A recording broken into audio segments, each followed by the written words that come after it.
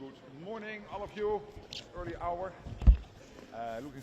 Again, Ukraine.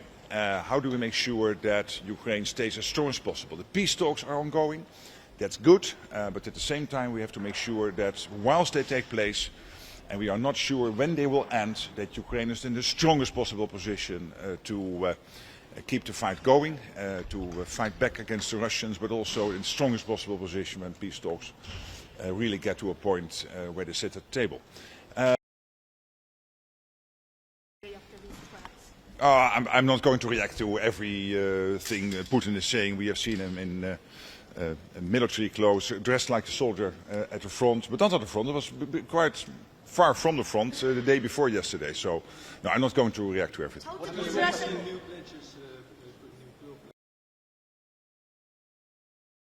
And when you look at the overall numbers, as I said yesterday, we are now at 4 billion. So that means we are really on track for the 1 billion a month, August, September, October, November. And I'm cautiously optimistic that we will reach the 5 billion for the full year. And then for next year, we need for the full year, again, a lot of money, at least 1 billion, maybe even a little bit more than 1 billion a month.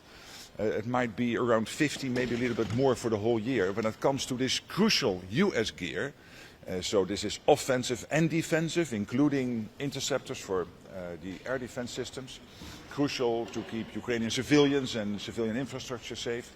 So it is really good that this flow is there, that Europeans are stepping up, and Canada, by the way, also doing a lot here. So really, really glad that this is working. Sir.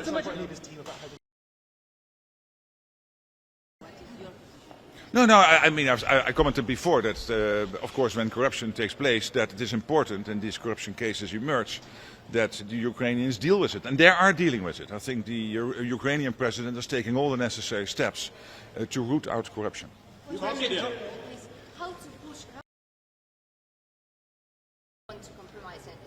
Again, the process is taking place. We had successful meetings in Geneva and in Miami between the American and Ukrainian teams.